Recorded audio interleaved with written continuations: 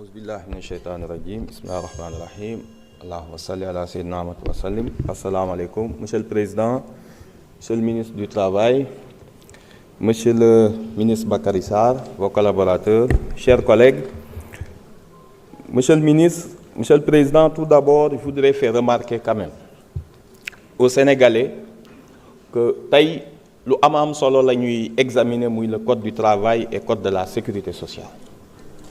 su doon une loi la bu politique di nga fi gis ay ténor opposition yu bëri et c'est pas normal que bu ñuy examiner li gën a am solo mooy les lois à caractère économique et social doo fi gis benn ténor opposition ñoru leen. Gis ngeen assemblée bi quasiment ni mu vidé loolu jaaduwul donc sénégalais war nañ comprendre ni du politique rek moo war a nekk la matrice wala li nga xam ni moom mooy indi nit ñi parce que caméra yi dinañ fi fees. Donc lui c'est quelque chose à dénoncer lorsque des responsables politiques question yu am solo yi doo leen gis du ñu yónnee kenn du fi nekk loolu jaaduwul. Monsieur le ministre li ñu examiner tey dafa am solo. Je voulais revenir d'abord sur l'article 100. L'article 100 sur le CDD. Tout de suite à l'article 101, vous avez mis énormément de dérogations. Ba nga xam ni les gens vont se réfugier derrière l'article 101 di jël ñoo xam ne ay CDD ñu war a renouveler def leen ay compléments d'effectifs te gis nga ni même le code des investissements article 25 bi ngeen renvoyé considère ni d'office que CDD mën na dem ba 5 ans. Donc déjà il y a une dérogation sur les 4 ans te ñooñu moom ñoom ñoo warul woon def dérogation. Donc vraiment il y a trop de dérogation ci article 101 bi ñi ngeen def leen ay occasionnels ñi ay saisonniers et cetera gars yi foofu la ñuy def pour di renouveler continuellement alors même qu'ils devaient quand même passer en CDI. L'autre chose c'est sur les travailleurs étrangers. Monsieur le ministre, vous regardez bien les grandes multinationales qui s'implantent ici, notamment dans la grande distribution, avec les sociétés. Je ne veux pas citer de nationalité. Si vous regardez bien, tout le top management est étranger. Le DG est étranger, le comptable, tout sénégalais yi dañ leen di jël comme ñi nga xam ni mooy nekk ci kees yi wala magasinier mais boo duggee ci yenn doo fa gis sénégalais dans le top management. On devait protéger certains métiers que comptable dans toutes les même les pays occidentaux pour nga embaucher un étranger il faut que le sénégalais amul comme capacité bi mais comptable DRH sinon étudiants yi bu ñu jàngee pare ku leen di jël. Si quelqu'un vient s'installe dem jël waa nationalité indi ñu occuper tous les postes intéressants et importants comme yooyu dañ ko waroon a protéger et on l'a pas fait suffisamment.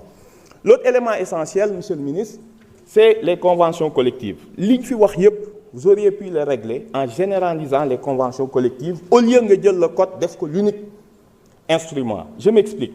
Tey su ñu amoon convention collective infirmière mais infirmières yi dootuñu sonnati parce que di nga dem hôpital fekk fa infirmière bu def 15 ans amul contrat de travail à durée indéterminée boo ko defoon sur les vigiles nga gis li ni ñuy sonne boo ko defoon sur les ñi nga xam ne ñooy dawal ay engins de chantier pour les branches il faut privilégier les branches avec les conventions collectives plutôt que la loi qui est d'aspect beaucoup plus général soo ko defoon sur ñi nga xam ne ñoom ñooy liggéey ci aéroport bagagistes yi mu am convention collective restauration hôtellerie abus yi dina wàññeeku abus yi dina wàññeeku baax kon li Guy Marius Sagna doon wax ci Radisson dina mën a am parce que nit ñi dañ leen di liggéeyloo de nuit di considérer même que jour la ñuy liggéey généraliser les conventions collectives branches c'est beaucoup plus important et intéressant pour les salariés.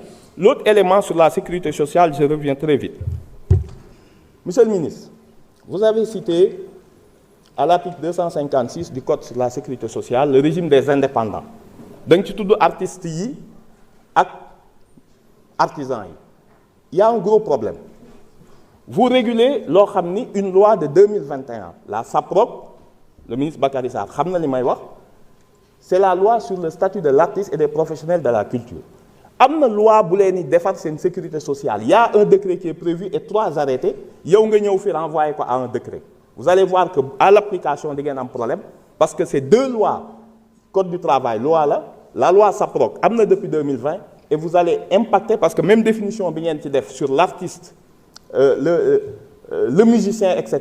c'est pas la même définition qu'en donne la loi sur le SAPROC et cette loi prévoit déjà le statut social de sécurité sociale des artisans donc dina mën a am conflit parce que ñoom dinañ defar seeni loi alors que yow vous renvoyez à un décret pour mën a régir seen sécurité sociale bi li ci gën a am solo nga bàyyi ko xel mooy le plus important c'est l'IPRES. IPRES il faut que moo war a nekk le cœur nucléaire investissement bi foog ñu mën ko contrôler et il faut que ñi nga xam ni ñooy dem di mën a cotiser seen investissement yooyu ñu xam nan la IPRES di ko mën a defee boo jëlee les mécaniciens les menuisiers métalliques et autres il faut un régime allégé ñu xam tey un mécanicien chef de garage un chef menuisier métallique nan lay def ba dem cotiser ji il faut que l'information passe parce que autrement texte yi dina baax lool mais à la réalité fii ak 5 ans dara duñ ko changer merci monsieur le ministre merci monsieur le président. Merci honorable. Thérèse Faye, vous avez la parole. Ousmane Sy se prépare.